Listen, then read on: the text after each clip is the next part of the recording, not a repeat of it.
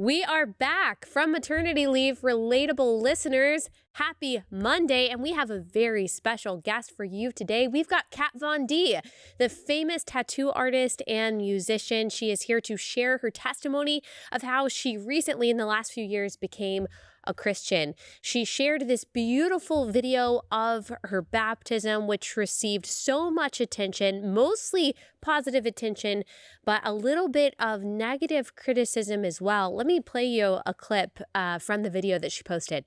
Catherine Von Rothenberg, upon your profession of faith in the Lord Jesus Christ, and in obedience to his divine command, I baptize you, my sister, in the name of the Father, and the Son, and the Holy Spirit. Amen.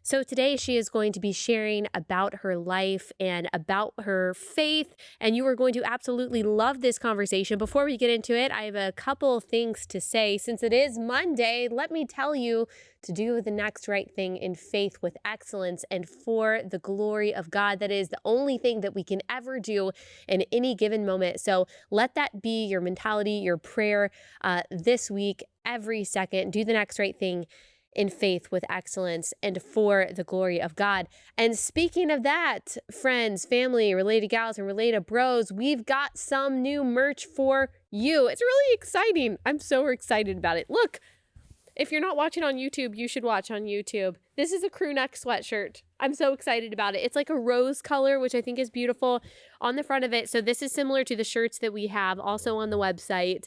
It's alliemerch.com, right? alliemerch.com. Forgot it. I'm a little rusty. Do the next right thing. And then it's got this with the in faith with excellence and for the glory of God on the back. Super cute. This would be a great Christmas present. Related bros out there, for your wife, for your significant other. And then we've got this. I don't know. It's a flower. It's a sun. It's a character, right, Brie? Yep. I don't know. It's a cute little gal. And she is saying, raise a respectful ruckus. I don't know. I think it's really cute. I'm super excited to wear this. I'll probably wear it tomorrow on the show. And then we've also got some like related bro colors. So we've got the navy and the yellow, do the next right thing crew neck. And we've also got a black and a white. And we've got one other color on the site for the crew necks, but great sweatshirt for fall and for winter, related gals and related bros. Don't forget Allie10.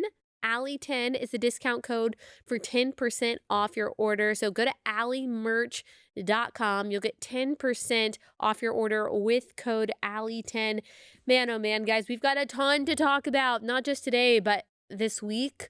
And until the end of the year, I don't know how we're even going to catch up. We've got a lot of stuff that we'll be talking about this week. Tomorrow is probably going to be like kind of a catch-up show a little bit. If you want to, I will talk about my birth story. So please send me a message. I know it's not for everyone, but a lot of you do want that. So I'll at least talk about just like how the last few weeks have been for me. And then on Wednesday, I am going to respond to the Andy Stanley sermon. I know that's a little bit of old news.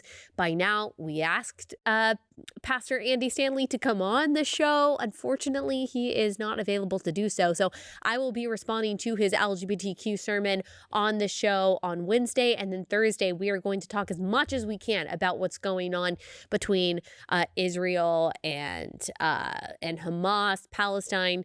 And I will try my best to give a biblical perspective on that. There's so many aspects of it we won't be able to cover in one episode, but that's the plan for the week unless something else happens. I'm so excited to be back. I missed you guys. I love you guys. I'm so excited that this is the episode, the interview, the conversation that we are having on the first non-maternity leave episode in many, many weeks. Thank you guys so much for listening and for being here. All right, this episode, as always, is brought to you by our friends at Good Ranchers. Go to goodranchers.com and use code Allie for a discount. That's goodranchers.com, code Allie. Okay, without further ado, here is Kat Von D.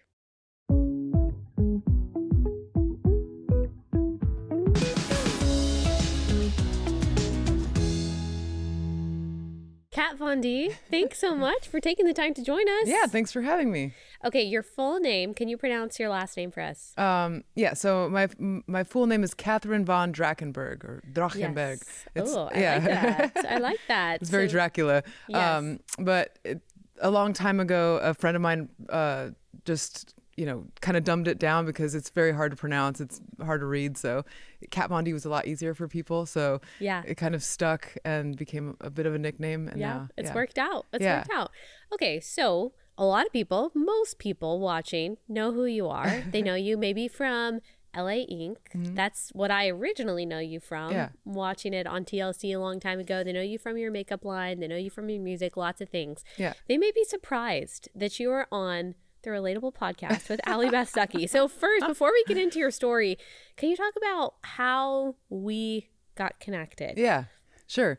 And I will say, the reason I wanted to come and talk to you is because I just assumed that a majority of your followers and stuff might not know who I am either. And I love that you have like a very large, like Christian, like faith-based following. And that's who I want to talk to right now versus like, talking to my usual fans that I always talk to. Mm-hmm. But yeah, we met. Well, I've been following you for a long time, which you probably don't know.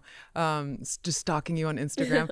But I love your podcast and been listening to it a lot. And you actually like helped me find a lot of the answers that I was looking for at the time. And then I remember I DM'd you a few times about like looking for a specific. I saw a clip of like a debate that you had or a conversation that you had regarding like Catholicism versus baptism or Protestant. Yeah. And so I was like, oh, I really want to see that, and I'm going to see if she'll see my DM. And then you did, and then you recommended a Bible, which I got, and I'm so grateful for because it's really helped in my Bible studies. So Good. So I feel like we just kind of connected through that. Yeah.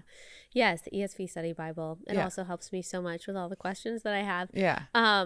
Yeah, so when you did your Instagram live, a lot of people reached out to me and was like, oh my gosh, you know Kat. And I was so thankful that you messaged me, and I loved your baptism video, which we'll talk a little bit more about. And I don't think you know this, but I really wanted to ask you to come on the show after that. Cool. But I didn't want you to think that I just wanted you for a guest on my show when really like I cared about our friendship and like our back and forth that we were having. And so I reached out to Bree and I was like, I really want to ask her, but I just don't want her to think that I just want her for Relatable. I want her to know that I really care about her faith and her story just like from a friend perspective. Yeah. And so I had the same feelings too. I was like, I want to ask her, but I know she's on maternity leave and I know what it was like. Like I took 40 days off after I had my baby. I was like, I didn't talk to anybody. Yeah. So it was like, I was very strict about that. And I'm like, I don't want to be like, hey, I know you've got like bigger fish to fry, but like, can we talk? And so I was just so grateful that you even made this happen. So yes. And then, you reached out to me and you said something about it because I'm sure after the baptism video that you got a lot of requests for interviews. Did you? I did. I'm sure from conservative and Christian media. And so that's the same thing. I was thinking the same thing. I'm like, oh my gosh, she probably has so many interview requests. So I feel like God really did just bring it together when you reached out to me and asked to come on the show. I was like, oh my gosh, yes, absolutely. So I'm so glad that we made it happen and people are so excited. That's so cool. excited to hear your story. So before we even get into how you became a Christian, I kind of want to go all the way back. Sure. So who is Kat Von D? How were you raised? Well, I was born in Mexico in 1982, and my parents they were missionary Christians. They were both from Argentina, from South America. And so at the time of the birth of me and my siblings, my dad was on a mission in a very tiny pueblito in the middle of nowhere in Mexico called Montemorelos. It's in the state of Nuevo León, which is about 7 hours south of Texas. And he was building clinics in places that just didn't have them. And my dad's a pretty inspiring guy. And so we were born in a literal third world country environment and had no idea. And it was one of the most abundant times in our lives. Like I remember like the floors in our house were just packed dirt. We had no running water, no electricity. And I remember spending my first memory of my first Christmas was on those dirt floors, opening up like a little homemade present that my parents got us. And it was just an amazing time for me. When I think about those years, it's like they're some of the best best years of my childhood, and hopefully I can kind of somehow give something like that to my son in this crazy wonky world we live in now. But so we were brought up obviously with God in our household. My parents were quite strict with that, and we moved to America by the time I was 6 years old in Southern California. And I talk to my pastor about it now because I ended up straying. I ended up like being a pretty wild teenager and leaving home at the age of 14, running away and putting my parents through a literal hell that I've made amends for now. But I had a lot of questions as a kid, and I don't think my parents were equipped with the answers. And so that's like one of the things that as a parent now, that I really want to be able to do with my son when he asks questions. And I don't want to just be like, oh, well, we just believe, or it's just like, that's what faith is. You just got to believe. And it's like, yeah, but I have legit questions, like whether it's, elementary school level of dinosaur questions to like what the resurrection was. And they didn't really have that. So I did go to Bible studies as like a child. Like I remember until my early teens, I had read the Bible twice, but I read it not really like understanding, or I just read words, front to back. And so, sorry if I jump around, you can always stop me. That's okay. But I ended up, going astray in a way. Like I think I discovered punk rock music at a very early age, and I don't want to blame that for my decision to like walk away from God, but because in reality, I think that's what actually brought me back to God. But was just this free thinking mentality, is like to question everything, especially authority. Okay, guys, first sponsor for the day is Holy Pals. I'm so excited to tell you about them. Holy Pals makes pajamas for kids with biblical prints on them. So, for Christmas, you're trying to find the cute Christmas pajamas for your kids. Most of them have Santa Claus, elves, whatever on them. But what about cute Christmas pajamas that glorify God because they depict the actual biblical story of Christmas? That's why I love Holy Pals, because they bring the gospel, they bring scripture to your kids in a really creative, cute way that they can wear. We've got some Easter pajamas that they sent us. It's got the stone rolled away. It's got the angel, super cute. And then we've got the Christmas pajamas that they just sent us. They've got nativity scenes all over them. This is 100% premium cotton, really, really sweet prints. I just love the mission of Holy Pals, and I really do love their products, and my kids love them too. So this is a great option for you if you're looking for a company that is glorifying God to support this Christmas season, and then also just a God glorifying design for your pajamas as well. Then check out Holy Pals. Go to holypals.com or check out Holy Pals Inc. on Instagram. If you go to holypals.com and use code Allie, you will get a discount on your order. Holypals.com, code Allie. Holypals.com, code Allie.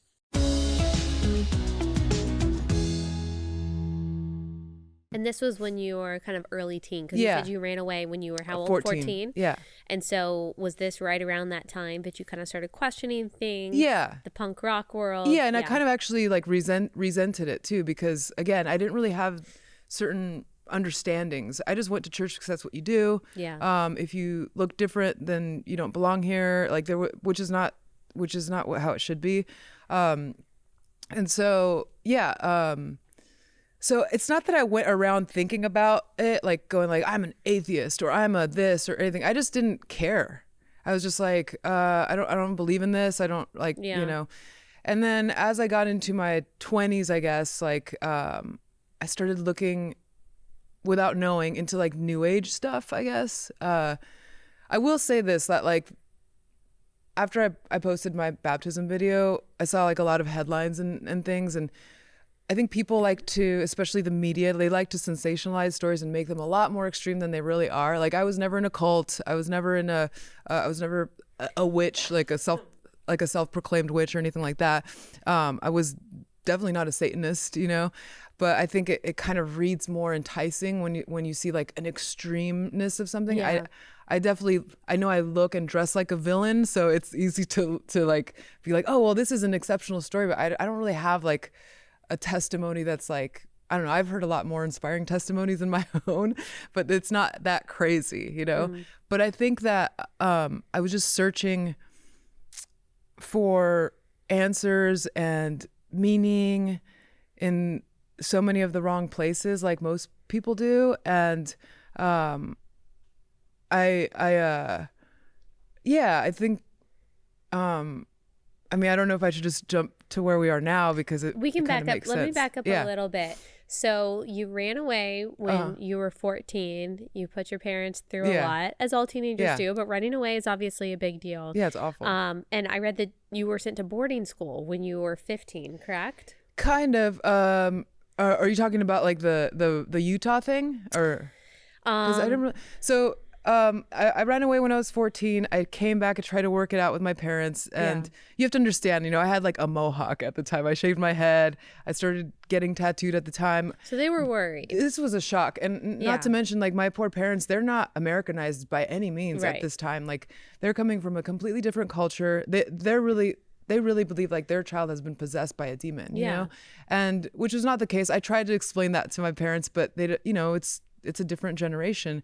And you know, I think there could have been conversations that could have been had to help, but at the same time, I wouldn't change anything because it's really what brought me to where I am now anyway. So, and then at one point, my parents were pretty desperate to like fix me, you know, or fix whatever they thought was wrong.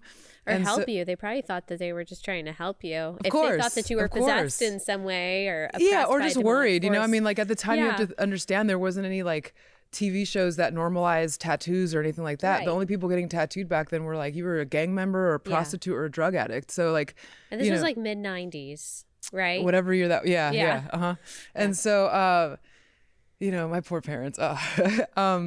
And so they sent me off to a school, and I don't really consider it a school. I think it's I don't understand why these institutions are even still legally, you know, available to parents. But I think that's like for another podcast. And basically it's just, you know, these, how would you describe it?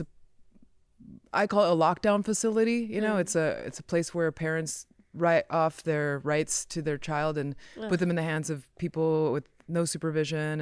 And there was just a lot of abuse, not to me, that thankfully like I didn't have to endure some of it. I think there was some mental abuse, obviously, but nothing physical that I saw with other people there. And was it a religious institution or no? It was. I wouldn't say it was religious, but the people that worked there were all. It was in Utah, so they're all Mormons, and but they didn't like make us go to their church or anything like that. And no, it was just, I think honestly, it's like a big scam where they just scam like scared parents out of money. And I was there for about 6 months. I lied my way out of there and then was taken to like another, like kind of like a transitional boarding school, like situation. By that point I started drinking, You're about 16, 17? Yeah. And so I started drinking not for fun. It was for to cope with probably some of the trauma. And I didn't understand that was like kind of the beginning of my addiction. And I came back home, tried to work it out. Didn't really work out. At that point, both my parents and I like agreed, this isn't good for any of us. You should probably go on your own. And so I had already started tattooing at that point, and I was making a lot of good money for a teenager and living in really rough areas. And were you in LA? Yeah, I was outside of LA in San Bernardino, which is about an hour and a half, 2 hours with traffic. And yeah, so and then I fell in love with tattooing. You know, I really saw that as a calling. I was good at it. I was good at people. I was a good listener, and I was an artist, so it just, you know, worked out. And then I just like started quickly kind of outgrowing the little ponds that I was in, and so I would jump to like another tattoo shop with more experienced artists, and then I made my way towards Los Angeles, and and I guess from there I got on TV, I guess. Yeah. And when did you know that you had artistic talent? since I can remember. Yeah.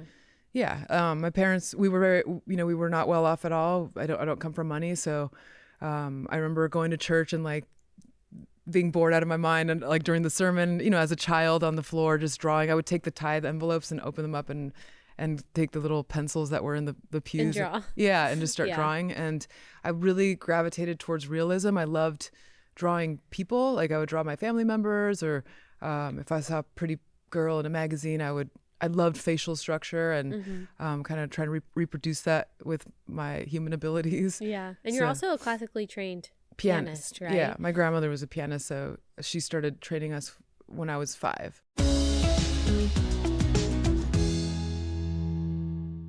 All right, another fun sponsor, and that is Operation Christmas Child.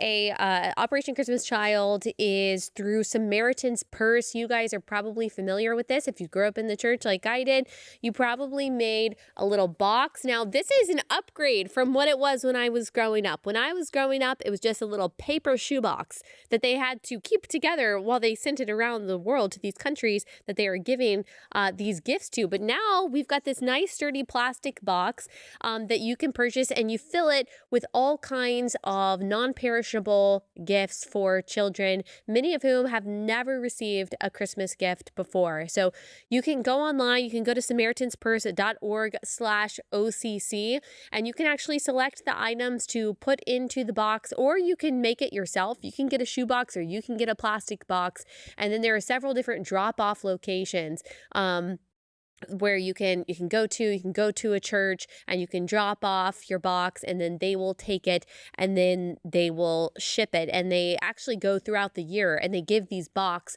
of supplies of gifts to children throughout the year. More than 209 million gift-filled shoeboxes to children in more than 170 countries and territories. And that is since 1993. And this year they are celebrating 30 years of ministry. So go to samaritanspurse.org/OCC. National Collection Week is coming up November 13th through 20th. So again, you can drop off those shoe boxes, or you can make it online by going to samaritanspurse.org/OCC, samaritanspurse.org/OCC.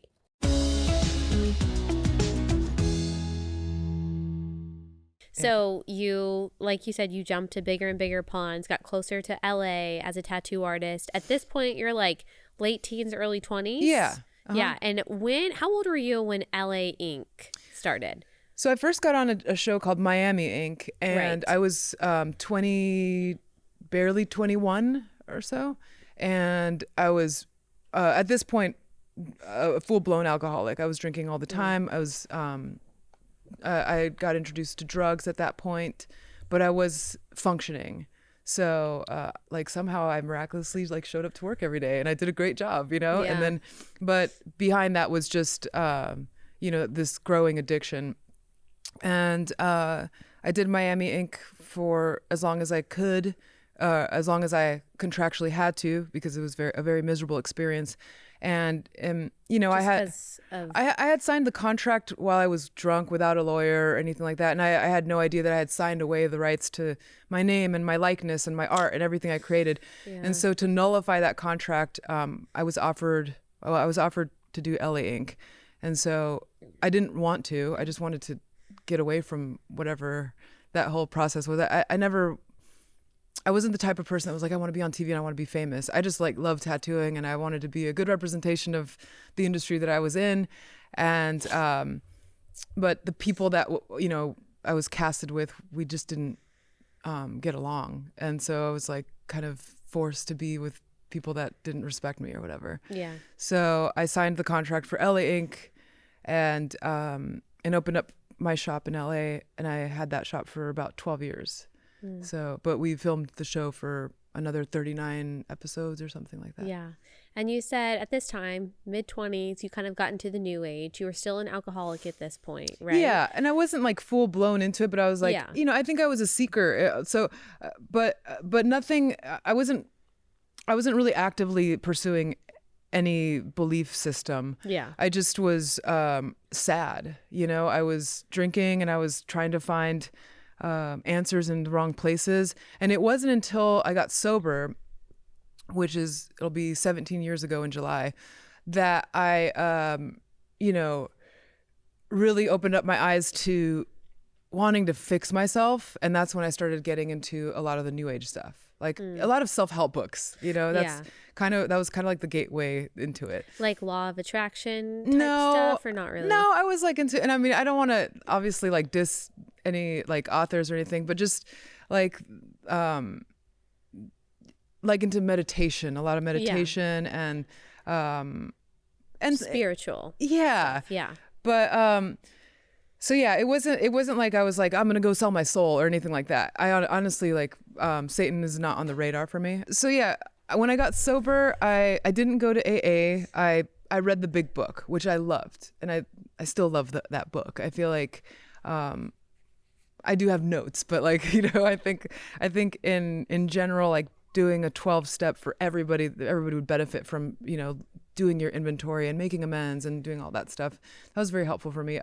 They really talk about having a higher power, and that's the part where I'm like, oh, I feel like you're missing the God part, because like they won't like have like they don't ever talk about your higher power can be this cactus in the corner, Yeah. It can be Ozzy Osbourne or something, Yeah. It's not.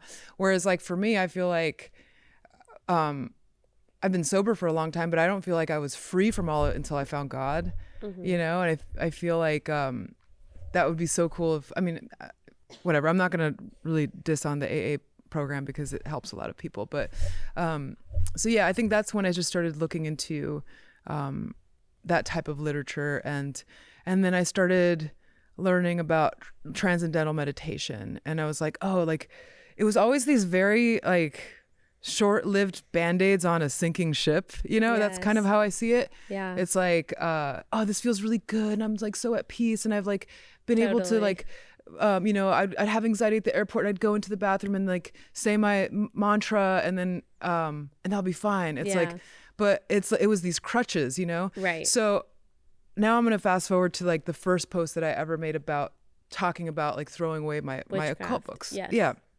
And I think that everybody kind of honed in, my fans included, on the witchcraft books, because there was a lot more of those than there was the others. But I actually threw away all my meditation books, all my books on yoga, all my like, it wasn't just the stuff that people considered spooky, which I don't think some of it is, but and I think that it's easier to look at like a story, like what I wrote, and mind you, I prayed a lot about that post prior to doing it. Like I spent time on writing that caption because I knew the intentions behind it were to like start being able to talk about where I'm at in life, And that was what, 2020? Yeah. Or so? I think so. Yeah. And it was such an, so I posted this post on Instagram where I just took a picture of a good chunk of these books that I took from my library. I have a library of like 300 to 500 books. And so this was a very small, like a small amount of books out of that collection that I just wanted to get rid of. Like I don't want to say that they were haunting me, but it's like, I already knew they were there. I have my son who's growing up and is becoming curious. And it's like, there were some art books I threw away too that weren't in that picture that were like, I don't know if I want my kid to look at that, like,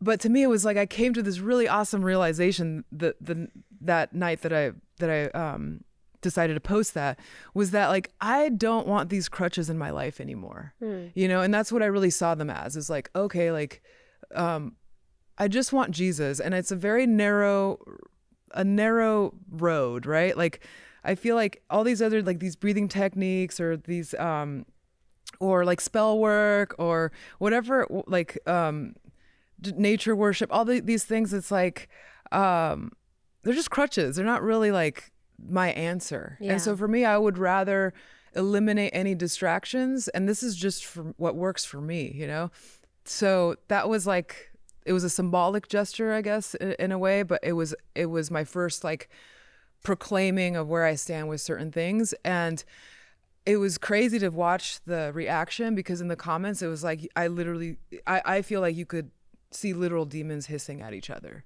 And it was coming from both sides, from people that were like, oh, I don't think Aleister Crowley's evil, or hey, like, why would you throw this away? You should give them to people. Like, that's so wasteful, or whatever.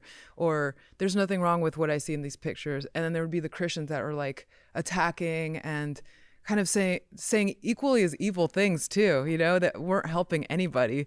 And that night, I feel like two people came to my house. So at the time we lived in LA and we had a gated house, and I was upstairs with my son and the doorbell rang and we had like a security system, and my husband looks and it was, he screenshotted it, and it was just this possessed person, you know, who just was like, hi, you know, I don't want to freak you out, but I just want to know if I could please have those books, you know, like I really need those books. I need those books. And it was just like, and you could see the darkness in this eye, and like, like why I think, like when I say things, I definitely think that people over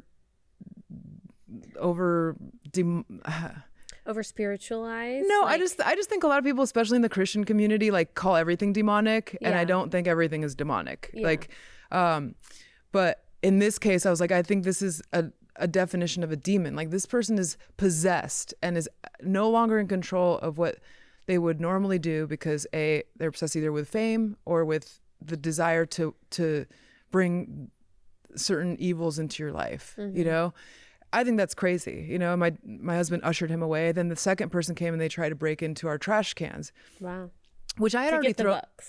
To get the books. Yeah. Which were all readily available online anyway. I mean, I did have like first editions of stuff, but it's like, what is it in you that's like so desperate for, you know, like, again, trying to find these answers in the wrong places, a literal trash can. Yeah. You know, and it kind of was like a very like sobering moment for me, because I was like, man, like this, I don't want to have anything to do with this, you know, anymore. Let me tell y'all about Naturally It's Clean. You're always asking me for the link to the cleaning products that I talk about.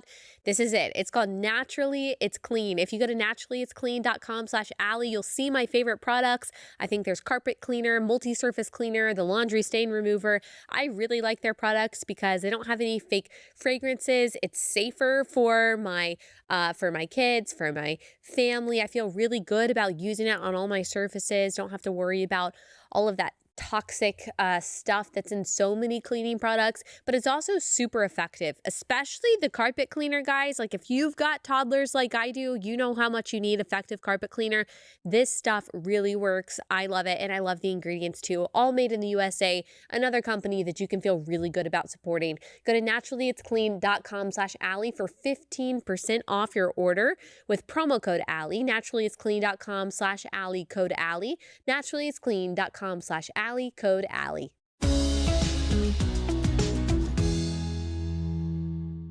So in 2020, when you posted that, you said that you saw those as crutches and all you wanted was Jesus. So at that point, you were a Christian. Yeah. Oh, yeah. Okay. So when did that happen? Probably like a year before that. A year before that. So let's talk about that a little bit. How did you become a Christian out of the world of just kind of spiritualism? So funny enough, I kind of blame my husband, or give him the credit. It was during like right before, right when the lockdowns happened, I came downstairs and he just said, "Hey babe, I think we got it wrong. You know, I think we got a lot of things wrong." Wow. And I was like, no, you know, and I was never like a politically charged person. I would say like ignorant political things, just out of like, you know, because I don't watch TV. I don't like really know. I mean, I would see like whatever my friends would post or things like that, but I was never like, I couldn't tell you who's in office or anything like that, you know, at the time. And then, so my husband was like, hey, like, I want to show you some stuff, you know, and like it would be some articles and some videos and stuff. And I was like, oh man, like I really got to start rethinking a lot of things that I thought were true, you know? Yeah. And that was kind of the first step into questioning everything I had been doing. Yeah. Was it mostly, we don't have to get into the details on this, but like the stuff that he was showing you, because you said it was around the lockdowns. Yeah. Was it mostly regarding that kind of thing, or was it more theological in nature, the things that he was talking about? No, it was like revolving more around like political things. And you know, you have to understand at that time, like BLM was going hard and in LA, and I was in the middle of it. Like I lived 3 doors down from the mayor of LA. So we had Antifa like on our front yard, you know, after they threatened to like do the Molotov cocktails and stuff like Right. that. And like, so we were just like seeing things in real time, and they were much worse in real life than I think what people even put on TV. And Yeah. so I was like, man, maybe like, so I started just kind of like reevaluating, kind of going down the list of what I'm doing with my life and like what my perspectives are. And then it got to the part of like my spirituality. And that's where I started really rethinking a lot of things. And so I think a friend had sent me a sermon from Pastor Jack Hibbs, and I loved it. Like it really spoke to me, and like it answered a lot of questions that I had. And so then I started that my son at the time was like still a baby, so I wasn't going to church, but we would watch like sermons every Sunday. And so that was kind of like, I just desired more and more and more. And so I just started studying the Bible, and it was like, I think it was, it's so cool to be able to do it as an adult. I think like I was very lucky that I had parents that were Christian and enforced certain things at a time when I couldn't understand things, even though it wasn't as effective. Like I do credit my dad for everything, because I remember finding myself in very dark moments, and like intuitively I was praying. Yeah. And it wasn't because my dad made me. Like it was because because he'd been waiting. That's all. And so like when you can fall in love and learn as an adult, it's so much more meaningful and real than it is when you're a child just doing it because this is what we do, and this is how we do it, So I mean, I'm on fire for Jesus. Like I don't plan on this dimming out. Like the more and more I learn, the more and more excited I get about things, and the more at ease I am about what's happening in this world and what's happening, in my marriage or in, in all of it. So I do want to go back though to like the occult stuff, because, Sure. I don't even want to say occult stuff, but like, just like the tarot cards and all that stuff. Like, not to diss any of my friends, because I have a lot of friends that are into that stuff and I love them so much, I have actually more empathy and understanding than I think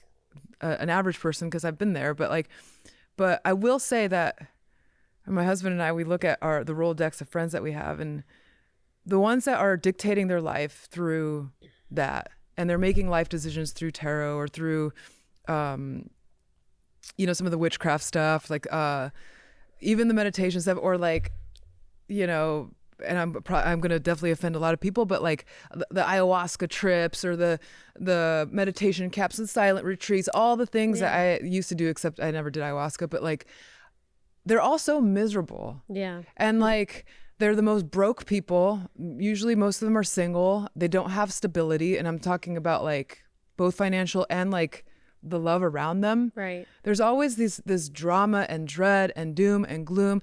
And I was one of them, Yeah. And it's like, that's one thing that I would look around at my Christian friends and I'm like, they're not perfect by any means. Yeah. But I want what you have, like I love the light that you have. And it's like, so we're like, let's not be dummies anymore, and let's just like figure out what this obviously hasn't worked for us, let's like explore this. And so that's kind of like my whole perspective on it. I think again, like I have no intentions of cutting off my friends that I don't necessarily agree with, or don't see things the same way. I don't think Jesus would either. And so it's like, because I got a lot of criticism after I posted that baptism video, and I think that like Christians, when you do that, you don't realize how much harm you're doing. Like I would look at a lot of the comments that I got, and they were really cruel and very, very annoyingly holier than thou. And I would look at some of them and say, okay, let's look at like what is to be gained from this comment. Like, who does it help? Like, to be a know-it-all. Like, who does it help? Does it help me? Does it help all my other followers following and like witnessing the judgment and the criticism and and definitely of not knowing the other person, you know, like everyone's like, oh, well, she's a baby Christian, so, you know, you should cut her some slack. It's like, I'm not a baby Christian. I mean, I just recently got baptized, but like, I'm not like, this didn't happen yesterday. Like, I have an understanding of a lot of the things that people are talking about. Like, I'm not going to dress like how you think I'm going to dress. Like, nothing's changing in that department. Like, even like with like the you know, the music that I make or some of the content that I make, it's like, it's not for you, you know, it's not for you. You have no idea how many DMs that I got from like other goth kids that are in the same boat as I was. They're going, man, I'm at this crossroad and I want to go back to church, but like, I don't have a church to go to, or I feel like even within my own family unit, people have like, I'm an outcast and I'm trying to make my way back to Jesus, but like these people,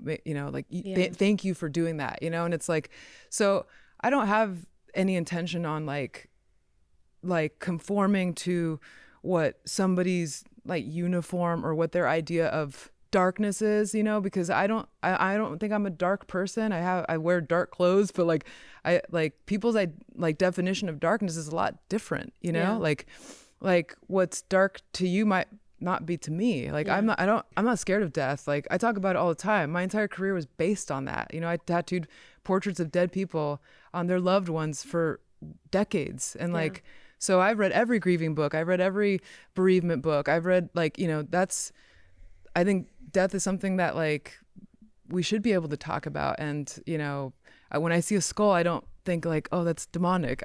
it's just not for me. But if it triggers you spiritually, then keep scrolling, you know, like, or don't listen to my music or whatever it is. But I think that like the amount of like critical Christians on my Instagram now have become such a turnoff to people who are actually seeking God that like I had to just block and delete. Like, even if it's good stuff, I just like, if people talk about, this is not for you, you know? And it's like, you end up pushing people away. And like, the one person that I think about through all this is my husband, you know, because when we got together, we were both not Christian, you know, we got married, and then he's really helped me without knowing find my way. And he's not necessarily on the same page. I mean, in some ways he is, you know, he's very supportive. We go to church together, you know, every Sunday. He always supports me. We pray together. But there's parts of him that's still questioning. And like, after that, getting so much grief from people that spilled over into my husband, he was like, I remember the next morning, he was like, babe, I don't want to be a part of that. Yeah. You know, and it like, I'm trying not to get emotional because it's like, I've been working for years, like trying to like lead by example and share what I, you know, my own stepping stones with him to like, hopefully one day he can come to me and say, hey, guess what? Like, I've given my heart to Jesus. That hasn't happened yet. But when you have like an entire community of people like attacking you, like, man, like you're, you know, not to say that my husband is like, you know, going to do something based on a comment on Instagram, but when it's getting amplified so much, like it turns people off, you know, and not everyone's like that, you know, like our church is amazing. Like the first day we went, you know, my husband didn't want to go. He's like, oh, do I have to go? And I'm like, yeah, you have to go. Like, that's going to be a rule now, you know? And, you know, when we moved to Indiana, I was like, our first mission is to find our church, you know, and like it might take us a year, it might take us a week, but we got to just try. And I had a list of Baptist churches that I wanted to explore, and the first one. Why Baptist? Sorry to interrupt you, but I'm just curious about that. Well, I mean, I'm not too much into denominations either, but I feel like when I look at the breakdown of like their approach to scripture is just like aligns with what, you know, like. Yeah. What I feel. So, I mean, I'm for it, obviously. Okay, cool. I'm supportive as a lifelong Baptist myself, but I just was curious about that. Okay. So. Yeah. And I wasn't born into a Baptist church. So it's like, you know, I think like, to me, it's cool to be able to, like I said, as an adult, have an understanding. And I looked at things like there's things about, you know, I'm seeking more traditionalism. Like I don't, like when it comes to my worship, and this is just for me, it's like, I want to worship. Like, I don't want to go to a concert. I don't want to, I don't like, like I dress, we all dress nice when we go to church. That's just our own personal thing. Like this is a sacred space, and like like that's how I do it. And I feel like other outlets and stuff like just didn't really align with what I'm looking for, you know. Yeah. But so I feel like God just like spit me out on the doorsteps of the most perfect church for us, and we go in there, and there's, you know, it's a very small congregation. It's a lot of old people, and my parents were always late as a kid, so I have anxiety about being late. I do not like being late, and so I was like, all right, well, I got there too early, and we interrupted their prayer circle, and these people just stood up and embraced us, and they didn't really care about who people think we are, you know. They were just like, oh yeah, you're the lady that bought the house down the street, and we've actually been praying for you. And like and so then I was like, okay, well, let's try this out, because it's like, you know, I want to see if what the pastor's all about, pretty much. Like I want to learn about the Bible. Like I don't want like necessarily feel good stories, or, you know, like I'm here to learn. And then, you know, Pastor Brian is like, that's what he's all about. So I was like, man, I can't believe that, you know, we got lucky and found this place so quickly, and we love it. And so my husband responds to that, and like, you know, we he's learning in his own, you know, on his own path, in his own way, and our, you know, so that's been good. But then I feel like when we step out of that place, like that's when it becomes like triggering for him, you know. And well, you're in a unique position because you have such a large audience that you are going to attract the, you know, extremes of anything just by being a person on the internet.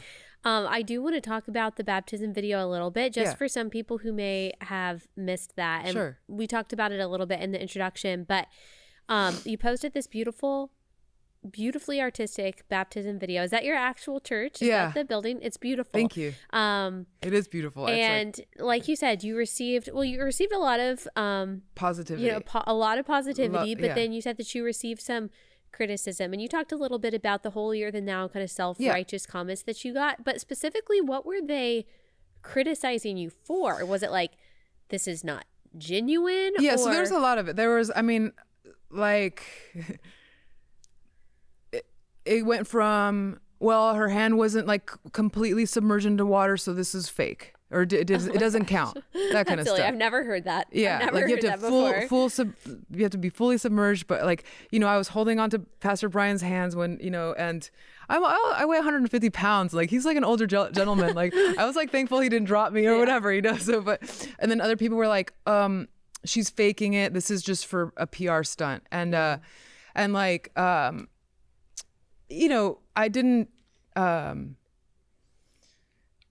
You weren't there, you know. It's like people weren't there, and like there was one recently that I saw that was, and I like I said, I typically do not respond, I just block and delete, but one of them I responded to recently because it was just so crappy, just the like, who would say this? But right before I went into the water, so I joined the church choir, and I wanted to sing my tribute, this song called My Tribute, and on that day. And so I sang that with my choir. And my dad plays the trumpet, and he ended up doing a trumpet version of My Tribute when I was in the back getting ready to go in the water. So I was already crying before we even went in. And and so the whole entire time, you know, I'm listening to Pastor Brian when he's saying, and the whole world was disappeared, and I'm in this water with my pastor, and then he calls me his sister in Christ, and the whole time I was just fighting tears, you know. And so in the video I'm doing this, like, you know, and somebody's like, look, she's just laughing the whole time, like it's fake. And I was like, man, you know, you're no fun. Like I just like people like, what do you guys, because I don't have that within me. When I'm on Instagram, like I see plenty of stuff that I don't like, or that I don't agree with, or that I think is silly, or and you just scroll on. I just don't care, you know. But to somebody to like rain on somebody's like, it's so just looking for something. It's so crazy. But you know, I'm not an idiot. I knew that when I posted that video that people would have questions, and I also knew like the moments leading up to it. It wasn't like it wasn't planned. You know, I strategically like you know, I hired a camera guy. You know, I wanted to me this I've been documenting my life since I was 20, and this was one of the most important days of my life. Like, I want to document it just like I would document my wedding, you know, and to share it with the world. It was intentional, you know. It's like I mean, there's the symbolic gesture of baptism, but there's also a part for me is like a bit of a making amends with my followers, because for so many years I've been putting out a certain message that that makes me sad that I was ever even a part of, you know. And so to like publicly proclaim this was me setting some things right, you know. And this just is for me, you know. It has nothing to do with you know, my church isn't involved in that thought process, you know. But it was important to me to share that, you know, because I could have just kept it to myself and just kept going on. But I was like, no, this is something I want to celebrate, and I want to be like open and honest about it.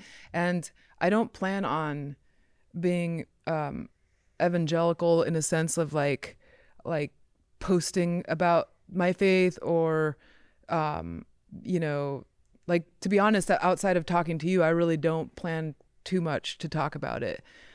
And that's just my own, like, where I'm at with it. You know, I feel like there are some people that have the gift of that, you know, like my pastor, or like you, and like Pastor Jack Hibbs or whatever. And I think that there's some people that like can be quiet witnesses, and that's me, you know. Like, I do better like one-on-one with people. And I feel like now that I've like come out and shared where I stand with my faith, like if somebody DMs me, or if someone on the street comes up to me or talks to me, or one of my friends, which this has already happened, says, hey, like, I want to know more about this, like, totally cool. But I'm not going to be like, you know, pounding on everybody's like front door. That's just not, I'm Amish about it. Yeah.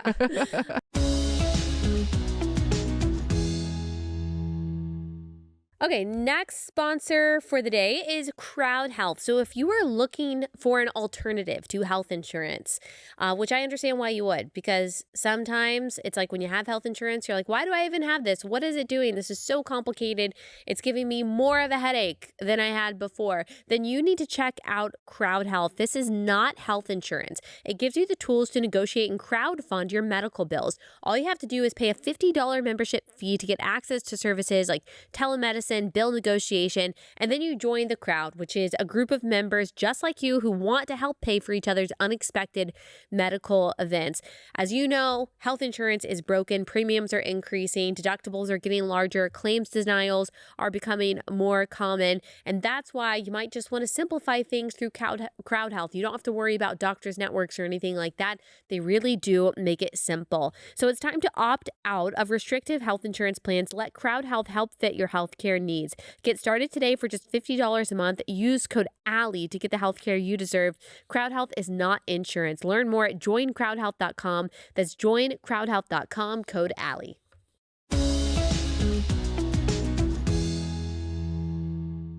Okay, so I do want to ask a couple questions that some people might have. And this is just as someone who has never been in the punk rock world, not in the tattooing world. It's a totally different world than most of my audience is familiar with, and me too. Yeah.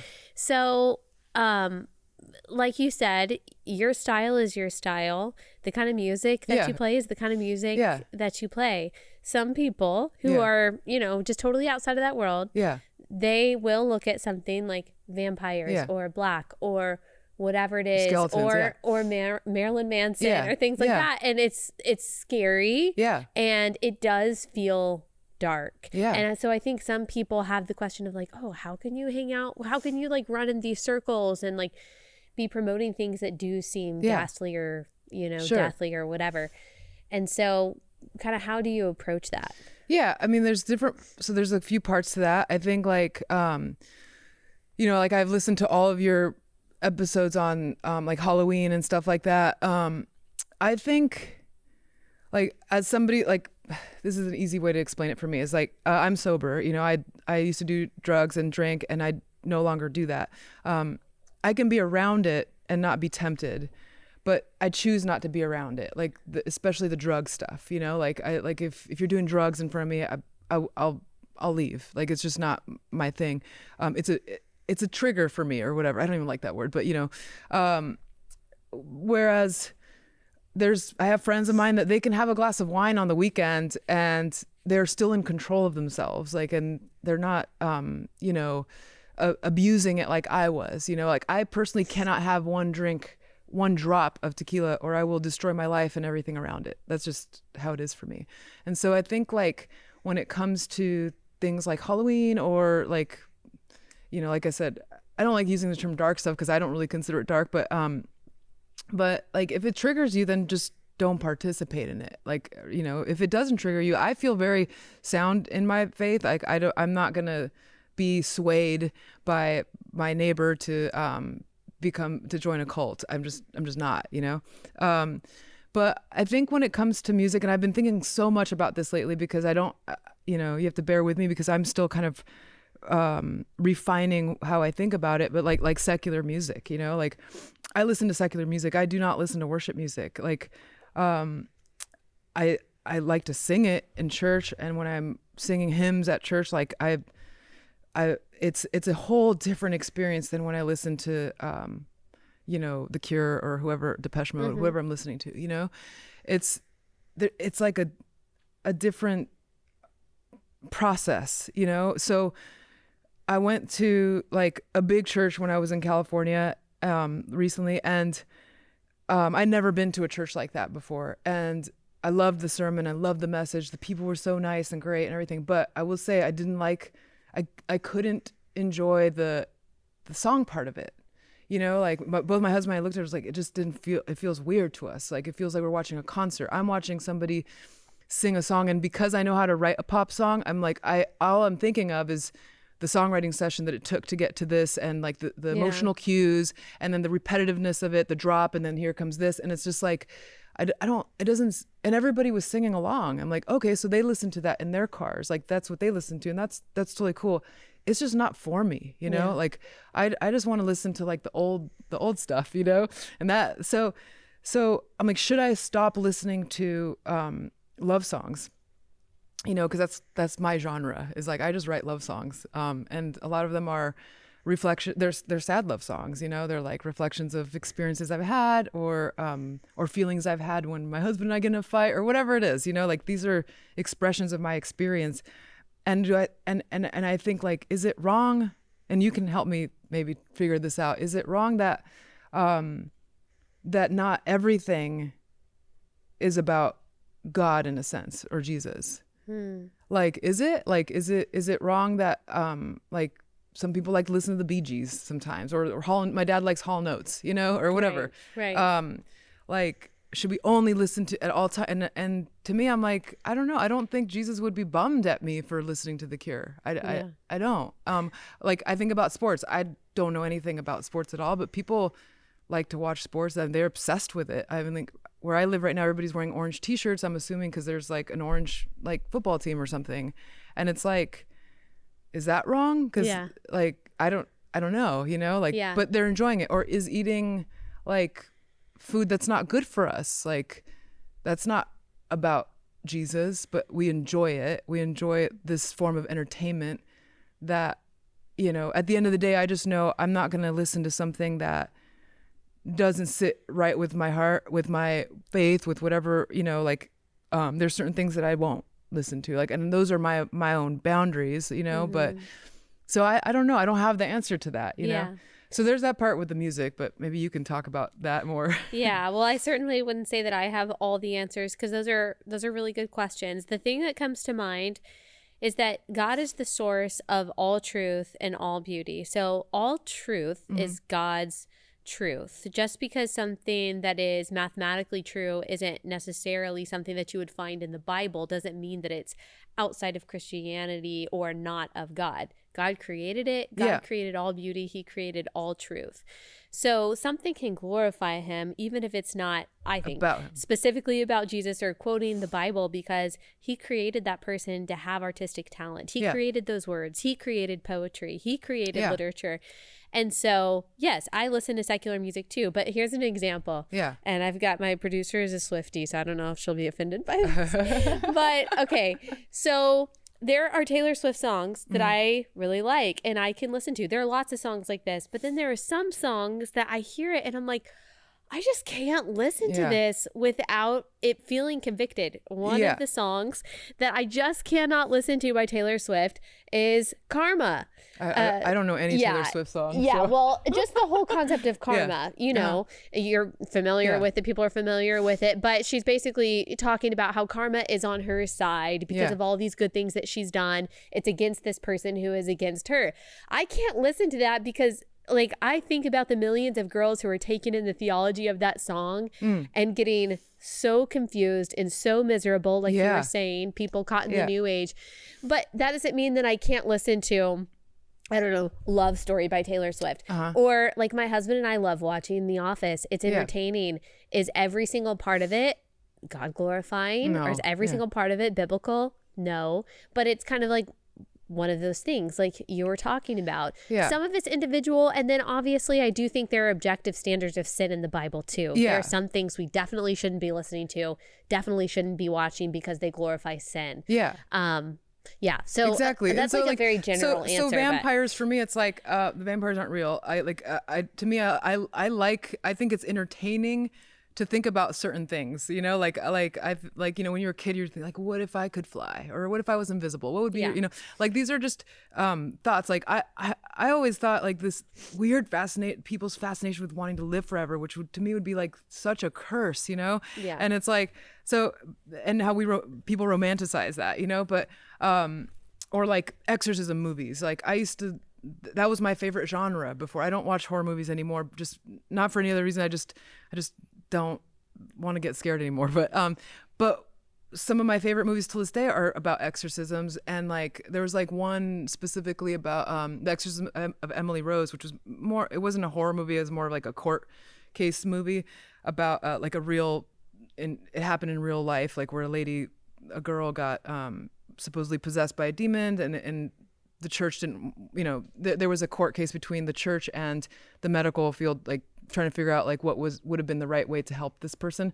And I reflect on that in such a biblical way. Like I can see like I see demonic possessions, like I say, especially in addiction and in like the guy who came to my door like that night. Like, so when I do watch some of that stuff, like I do think about, you know, my faith. I don't think about like, whoa, this is so great and gory. That's not my approach to it. I'm thinking in a more, you know, I don't want to say philosophical, but like I'm thinking about it in a different way than just like getting off on darkness, you know? So, but that's just for me. Like a lot of people don't like talking about death or demons and things like that. Like to me, it's not, I don't have a problem with that. But to go back to answer your other question about like people like Marilyn Manson in my life, or my husband, for example, you know, he writes extremely dark lyrics, which, you know, now that we're at a certain point, he you know, he does plan on retiring a lot of songs that he won't sing anymore. Like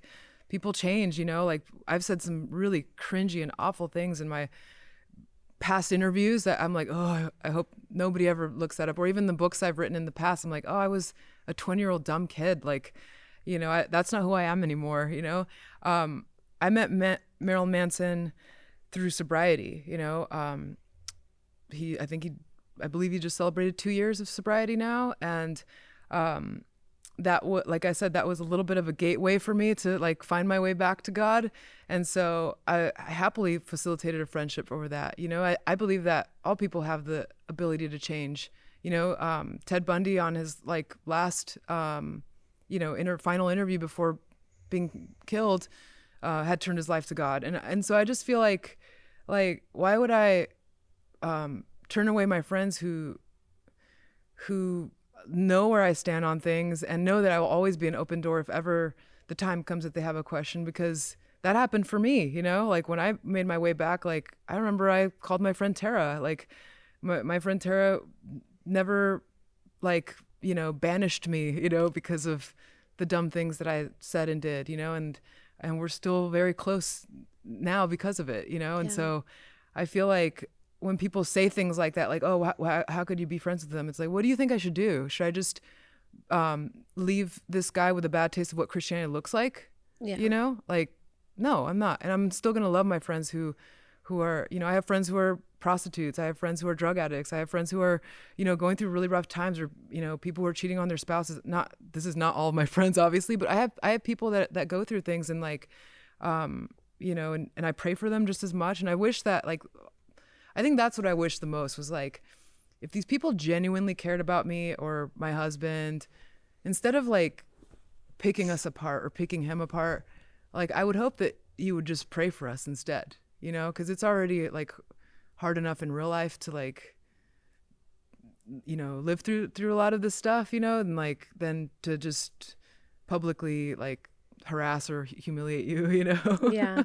Yeah. And also too, like, I don't know, when I look at people, I just don't understand what you're going through, like I remember tattooing a man who like accidentally killed his only son, and he got a portrait of that was paying homage, and it's like, how are you still here, and like I remember that day I was like pulling out of my tattoo shop and I was leaving, and I saw him bandaged up, and he was crossing the street to go back to his car, and I'm at the stoplight, and he's just passing people. I'm like, the people that are passing him have no idea what this man's carrying right now. And it's like, I mean, it's like, and we just treat each other so poorly all the time, just like, look what he's wearing. So look at, much. It's like, man, you just don't know, Yeah. Like, even the people that hate me, I'm like, oh man, they got to be miserable in their own life. Like, I'm not going to just be like, let me go look at your profile, because you're probably pretty easy to break down too, Yeah. But I just think like, oh man, like, you must not have a fun life. Like, You just don't know. Yeah, you just don't know. So yeah, I love Marilyn Manson. I think he's a good guy, and I think he's actually like, making a lot of deep, meaningful changes that it's not my place to talk about that for him. But like, if you knew, you'd feel bad about criticizing, Yeah. So I don't know. Yeah. Yeah. I think a lot of people are just very unfamiliar. Yeah. Like with the world. And I listen to your story and I think about people that are in your circles, like the ones that you listed, who don't know Christ at all and are looking, like we all did at one point, for that happiness and satisfaction. Like everyone's just looking for that thing that lasts. Like, will something just keep me stable forever? Yeah. And it can't be found outside of Christ. It's so obvious to me, like, that the Lord is going to use you and your testimony for these friends that you have. That maybe the outside world does look at someone like Marilyn Manson or other people in your circle and think, wow, like, they're my enemy, or they hate me and what I stand for, or they can't be redeemed. But personally that we're all just people. Yeah. They're all just people, all looking for the same things that we're all looking for. Yeah. And I just think that you're in such a unique position that a lot of people are not, to help show those people like where the love is that actually lasts and satisfies. Or just to even see it as an option. Like, cause I didn't really have anybody other than Alice Cooper, to be honest. Like, and I remember like after I posted that baptism video, and I was getting all this heat, I was like, I wonder how Alice like deals with this, and I just Googled like Alice Cooper, like faith, like YouTube, whatever. Yeah. And I saw some of his interviews and I was like, man, that's so cool. Like, he was saying, and I'm not quoting cause I'm going to butcher it, but he was saying about how like when he had first, found Jesus, that he was like, do I have to drop this Alice Cooper thing? Do I have to like not have a career anymore, not saying like, and he's like, but no, God sent me here as Alice Cooper to be able to like inspire people that would listen to somebody like him versus like somebody that, doesn't like, I don't feel like I relate to a lot of people in like the, in the Christian, realm that, I mean, I do relate on matters of the Bible, and that's what makes me love all my Christian, family that way. But as far as like understanding where we come from and like what our normal is, like, it's, I don't know, it's just not, We don't have a lot of that. We have our friends, like the people that came out to my baptism, like they're on the same page, and you wouldn't think that. That was like another thing that people criticize is like, oh, look at all these like witches inside of a church, and it's like, what are you talking about? Those people have been Christian longer than I have. Like, it's like just because they're wearing something, yeah, or they look a certain way, yeah. Okay, last sponsor for the day is ExpressVPN. This is the VPN that I use. It's really easy to use. It's actually the product that I use the most because it's always running in the background of all of our devices. It anonymizes your location and your identity. It's really easy, especially when you're on public Wi-Fi networks for hackers to get your information. If you want to protect yourself, then use a VPN. I like using ExpressVPN because they're so easy to use. You can use it up to 5 different devices using the same account. It's really affordable. Also, a little trick is that you can actually change the location of where you are if you're, using a streaming service, and you can actually have access to different content that's only available in that country by changing your location through your VPN. So, I mean, it's a whole new world. It's a whole new world using ExpressVPN. Go to expressvpn.com/Allie. You can get an extra 3 months free of ExpressVPN. That's expressvpn.com/Allie, expressvpn.com/Allie.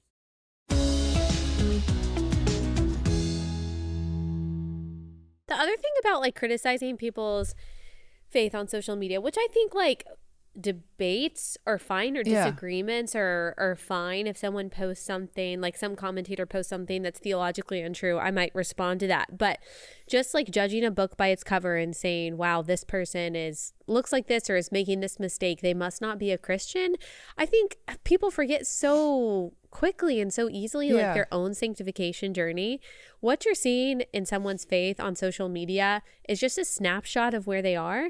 But there was a time like when I was younger that I used to listen to the prosperity gospel and I was into that kind of stuff. I used to have a different stance on abortion. I was a lot more liberal on it. I just didn't know. Yeah. And there were probably people maybe in my life then when I was listening to some of those teachers and having some of those views in college who would have been like, if I'd put that publicly, oh, you're not a real Christian. Yeah. No, I was, but I was still and am still, as we all are, being sanctified. So no one has perfect wisdom. Yeah. And so someone sharing their testimony, I think it's really easy to criticize while forgetting like where we all were when we became Christians. Not saying that's you, but like all of us are being sanctified and learning and gaining wisdom and are changing for the better. And so and I think like the important change too is like it's not outward, because I see a lot of that. I follow like Christian accounts, and I a lot of the content that I engage with is in that world. So a lot of the, how Instagram, the algorithm will show you stuff. So I get a lot of like flashes of people like, oh, look, before Christ, and it was like somebody dressed a certain way, and then it's like after Christ, and they're just like modest and stuff, and they're blonde. And I mean, and to be honest, like I've actually been pretty modest like most of my life. I know I don't, but like if you look at like my history, like you won't find naked photos of me. Like I'm just not like, generally that's never been my vibe, but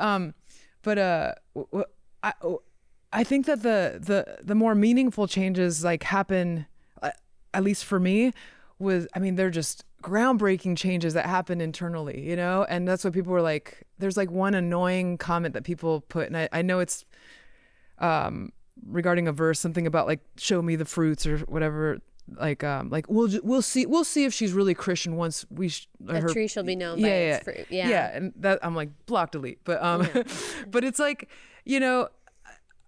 I if you would have known my heart and mind before and to where I am now, you would be like, your mind would be blown. Like I told Rafa, my husband Raphael, one time, I was like, do you know that like you leading me back to where I am now is probably the reason that we're together now. Like I feel like I'm the best wife and the best mother I can be now because of the changes that I've had. I mean, it's like a deprogramming that has taken place. Things that I used to find attractive are disgusting to me, and it's like I wish I could put into words like how amazing those changes are. Yeah. That I've been able to experience through all this. And it's so cool, you know? Is there an example that you can think of like something that you used to like that you find disgusting? I just think like the things that I even like would find just attractive in general, like in people, like, you know, I used to think it was, like, I don't know, like, I mean, there's a lot. I think like an easy one is like, my life before. Like I would have just been like this career boss babe or whatever it is that they call them. It's like, I have no interest in that anymore. It's not, I mean, I love to be creative and I love to have ideas and make them come to life with my mind and my hands. But my priorities have shifted like a great deal, you know? And I think like how I see my husband now is just, I mean, it's just awesome, you know?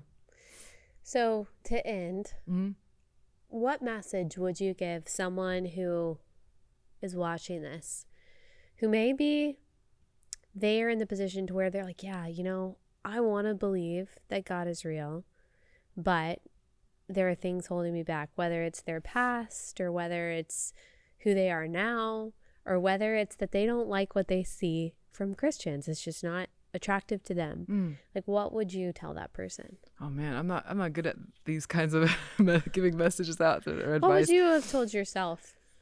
I mean, you know, I think what's exciting to me is to look, like, I loved researching like the historical aspect of the Bible, because then you just start seeing actual truths. And I think a lot of people, when they think of like, oh, it's like, you know, some guy with a beard in the clouds and like miracles didn't really happen, like this kind of, but when you start looking at like, there's so much evidence that is so undeniable. I mean, it's so cool. That's the part where I was like, okay, this isn't just about blind faith. Oh, I just believe because this is like what I was talking about with my childhood. It's like, I just believe because that's what my parents told me to do. It's like, no, there's actual like evidence and information that's like so exciting and inspiring. So, you know, like I said, when you, gifted me the idea of getting that Bible, like it really helped me out, because I have like a little women's Bible study class that I go to on Tuesdays at my church and stuff.